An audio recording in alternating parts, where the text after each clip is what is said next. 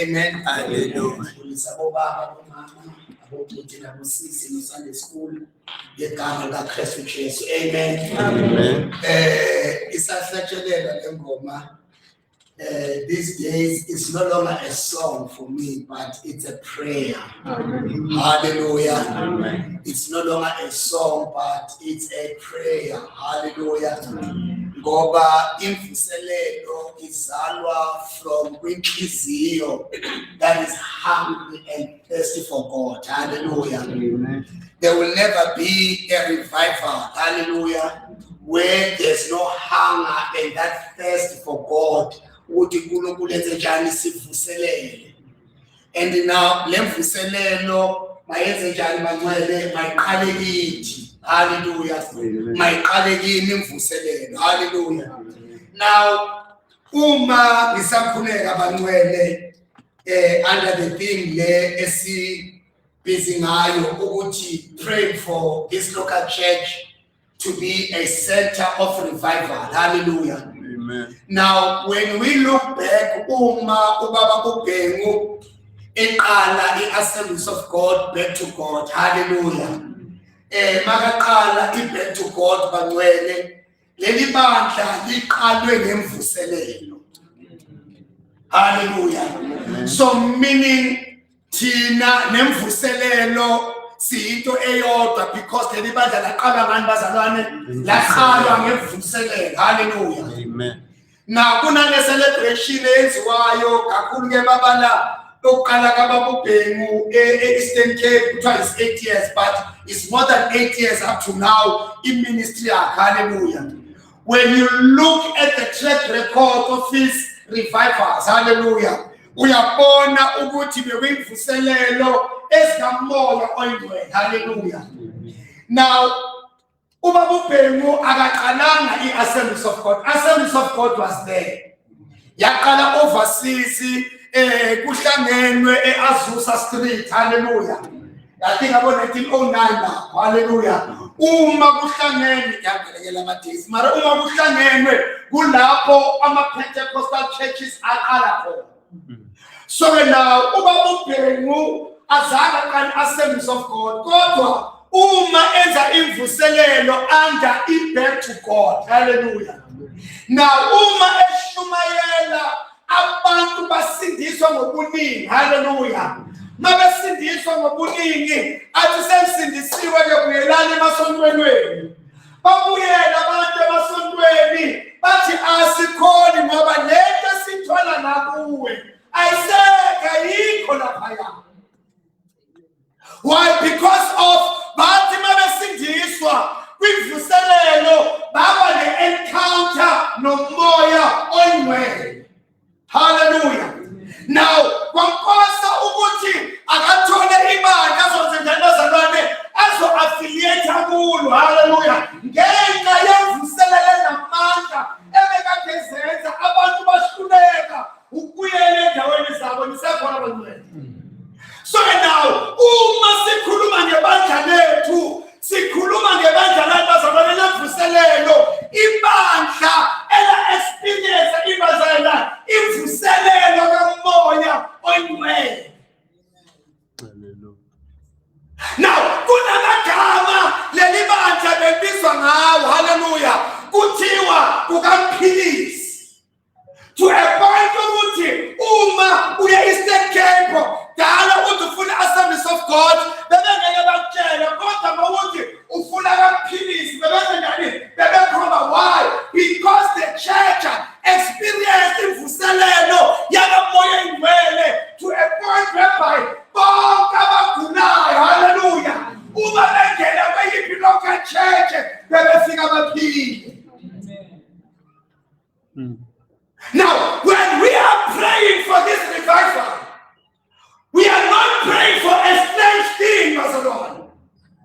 But it's God, we once experienced this revival.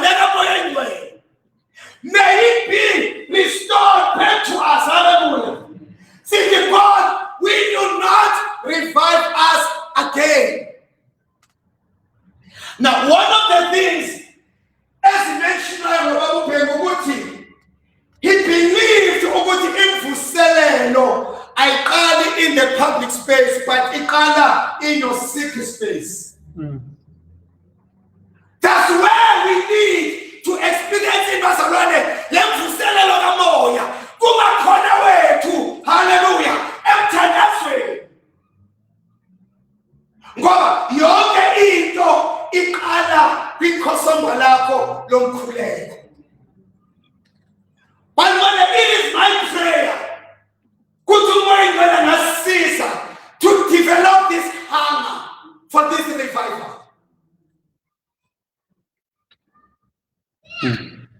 Lamagama okuthiwa kaMphilisi siphinde si-experience. Nisekhona bazalwane. Siphinde senze njani? Si-experience ukuthi lokho kaMphilisi la.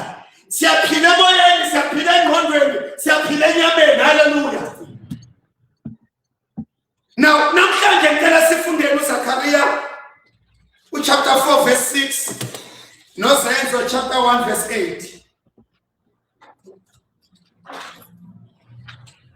Ukuthi sihloko sithi the power of the Holy Spirit, hallelujah, is the empowerment to build a revival center, hallelujah. The power of the Holy Spirit as an empowerment to build a revival center. Hallelujah. Cela nisifundele. Oyakuthi umtholo uZakhariya useduze kaNumeri. Ngoba unumbers besifuna uZakhariya bazalwana. Omunye afunde uEs chapter 1 verses 8. Zechariah 4 verse 6. Asifundeni bazalwana. Zechariah chapter 4 verse 6. Yes. Then he said to me, "This is what the Lord says to Zerubbabel. It is not by force nor by strength, but by my spirit, says the Lord of heaven's armies." Hallelujah. Acts chapter 1 verse 8. Kodwa nizakwamukeliswa amandla, umoya ongcwele esefikile phezu kwenu, nibe ngofakazi bami eJerusalema, naseJudiya lonke, naseSamariya, kuze kube sekugcineni komhlaba. Hallelujah. Not by might, not by power, but by my spirit, says the Lord of hosts. Hallelujah. You shall receive power when the Holy Spirit has come upon you. Amen. Now, hallelujah. We need to have a clear understanding is the architect of this revival. Hallelujah. Is the architect of this revival. Is the source of this revival.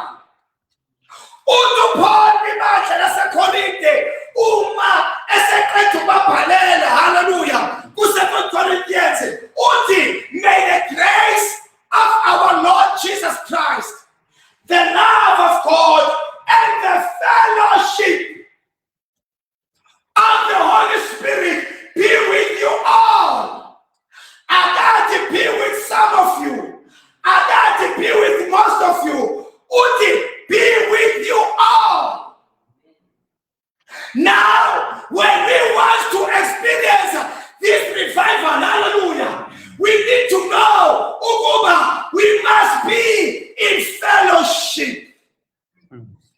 the Holy Spirit.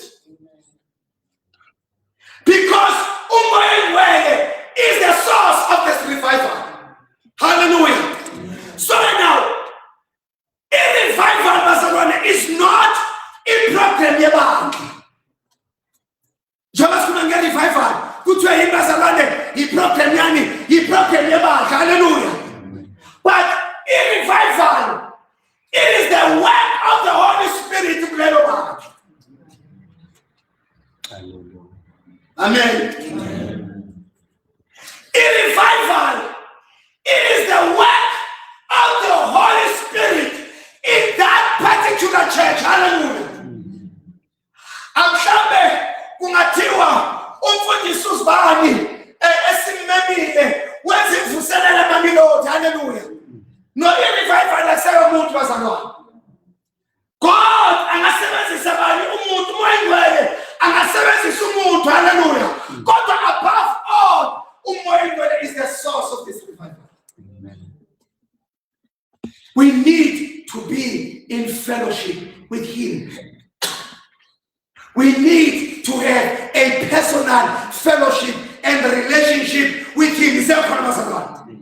Now, when we pray for the revival of the Holy Spirit, it comes from the realization of the church cannot be built with human wisdom. The church cannot be built, hallelujah, ngama programs. We need umoya to be at work in a local church to revive and to build that local church. Hallelujah.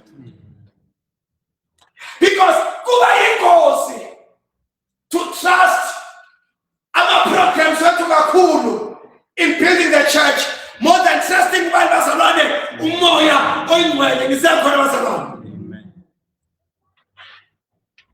Yonke imvuselelo kamoya will always bring great results. Imvuselelo kamoya iletha a deep conviction. Hallelujah. Uma iqala phakathi ebandleni this revival yenza ukuthi thina esiphakathi, hallelujah, si receive this deep conviction kwizinto ebesingafuna ukusuka kuzo. Hallelujah. Nemvuselelo ezeke bazalwane isiqebuke isuse. Because this revival, when it comes, hallelujah, it does not bring anything else other than its transformation. When the revival of the Holy Spirit hits our local church, hallelujah. Oh, Bazalwane, hallelujah. When the revival of the Holy Spirit hits our local church, hallelujah, we will experience a deep conviction and experience its transformation. Because there's no way ukuthi ungaba ne-encounter nalamvuselelo kamoya oyingcwele and still remain the same. It doesn't happen. Because when the Holy Spirit convicts, he also brings on us along its transformation.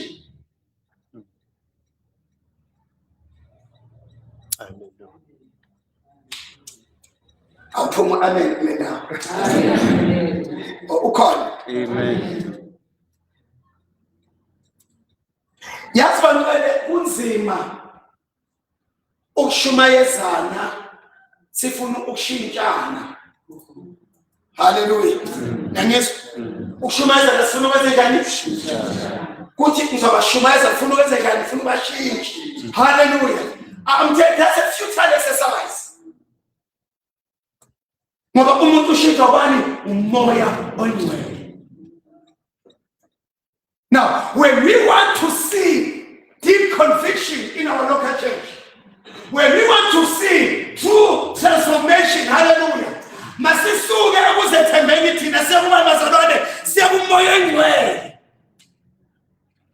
Umoya oyingcwele noma ngishumayela lelizwi, hallelujah, malilethe ini i-deep conviction kulabo abalalela. Ngoba uma sizoba kwi-business yokushintshana, we will fail bazalwane. It is only the work of the Holy Spirit. Hallelujah. As in Shilo ukuthi, the Assemblies of God back to God was bad ngemvuselelo bazalwane. Ngamanye amagama, we exist as Mamelodi West Assemblies of God because of what? Because of the revival.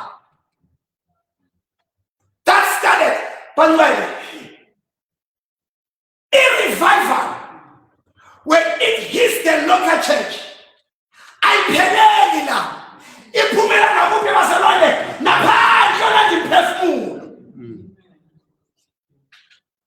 But angeke sakwazi ukuyona ndiphefumulo senze i-Great Commission wethina qobo lwethu. We are dead spiritually, we are not in a revival. So we exist because of what? The revival. Konje bani umfundisi oqala ukufika la ukwakha leli bandla. Awusama reminding nakusendela ihistory abefundisi abafika la. Ngiyacabanga umfundisi oqala wafika la, wafika ngani bazalwane? Ngivuselela ngithi. Ubani matrosh. Yazi kumnandi bazalwane ebandleni, kumnandi balena abantu abadala yazi. Abayazi ihistory. Wafika umfundisi wani? Wesa nani?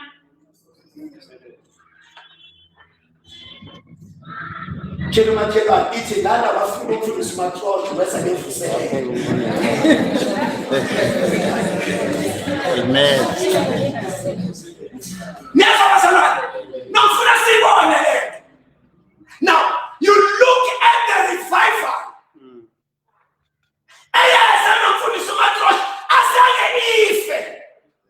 Because hallelujah. Now, for the sifake ipopolo zamoya. Ubuthi God lelafna yamfuselelo asakala ngayo sikuyo na. Kulwa namba zalwa. Hallelujah.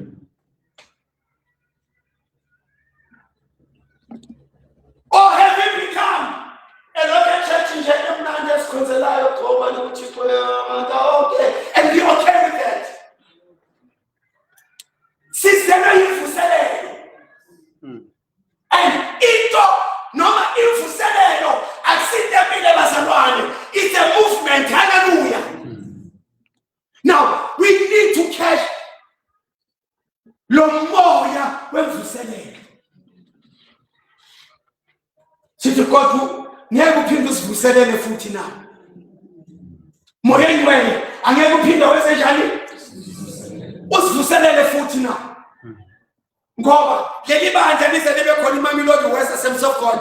Lazama yini bazalwane imvuselele. So asikwazi ukuthi singayiqhuba nemvuselele. Sayiqhuba. Angeke siqhube bazalwane. Sayiqhuba. Apha amasoja athi sizoyiqhuba nemvuselele. Nisakhona bazalwane. Amen. Sizokwenza njani bazalwane? Sayiqhuba. And for us ukuthi siqhube nemvuselele. Because nobaba ubhemu nabo matrosh ukuze bayiqhube. They had an encounter with the Holy Spirit. Hallelujah. Hallelujah. Amen. They had a personal encounter nobaba sabane no more way. Malina sibandla ngegeneration yethu bazalwane. Ngoba the very same God abasebenzisa uNkulunkulu esimkhonzayo nathi akakashintshi. Amen. Lo uNkulunkulu evuselelo usengwena namhlanje. Amen. Nisakhona bazalwane. Yes. Usengwena namhlanje uNkulunkulu wangcwele wemvuselelo. Hallelujah. Amen. Now, where the Spirit leads, la umoya usiholela khona. Imvuselelo ezenza bazalwane iyalandela. Hallelujah. Now, where the Spirit leads, revival follows. But where the Spirit of God is resistant, we'll never experience the revival. Amen. Shuthi lemvuselelo ifuna abantu abazovula inhliziyo ukuthi inkosi mayiqale kimi lemvuselelo. Hallelujah. Now umoya ngcwele umesebenza empilweni zethu kule mvuselelo. Hallelujah. Umoya ngcwele produces ibandla eliphilayo, not just a religious church. Amen. The Holy Spirit produces a living church. Oh my God. Ibandla eliphila emoyeni. Oh, yakashana. We need to be that local church. Ibandla elibazalwane eliphila emoyeni. Therefore, we need the mvuselelo kamoya ngcwele. We need to be empowered by the Holy Spirit, hallelujah, for us to participate in this revival, for us as the local church to experience this revival, hallelujah. Now, see, this church we are praying with a revival center. Number one, when we see which we are a revival center, sibona about ukushintsha kwempilo zabantu.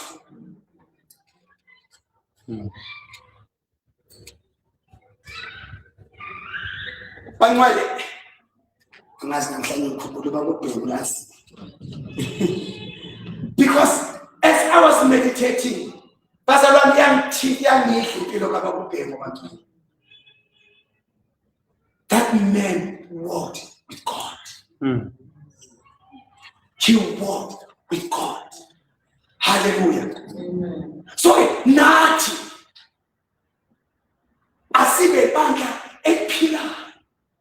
Mawulalela abafundisi abadala, they will tell you ukuthi ubabubheka akakaza shumayela athi abantu bayeka amabhuruko, bayeka amacici, bayashumayela lezo zinto lezo. Beka believela ukuthi umoya ngcwele ubanikeza ivangeli aba-introduce kubani umoya ngcwele, umoya ngcwele adile nabantu babo. Nisiyakholwa bantwana? So now for us we need to be ibandla eliphilayo bazalwane, abantu abanakizwa na.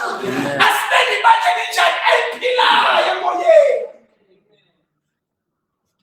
Because ibandla elithola lemvuselelo ulibona ngokuthi liphile emoyeni. Libonakala ngokuba nokunqanelwa impilo engcwele. Hallelujah.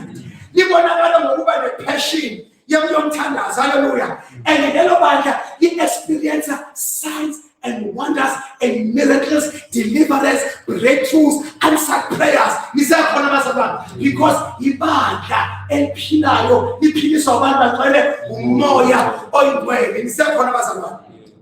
Hallelujah. Now, as izolo besikhuluma about the gifts of the Holy Spirit making us to be active members in this revival, the truth is, without the Spirit of God, gifts, they just become titles.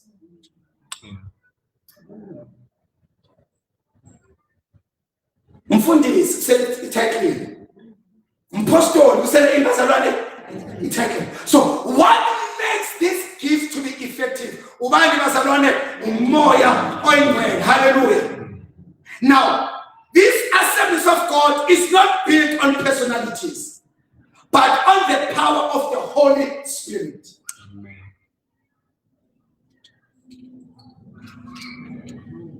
It's built on the power of the Holy Spirit. Hallelujah. Hallelujah. I'll just read through my notes. Revival is not a moment, it is a flow.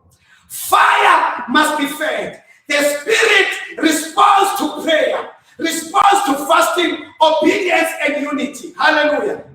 A revival center guards the altar of prayer, protects the move of the Spirit, makes room for God's presence. Hallelujah. Now, when the revival hits the local church, the Holy Spirit will send us outside to say it's selfish. Hallelujah.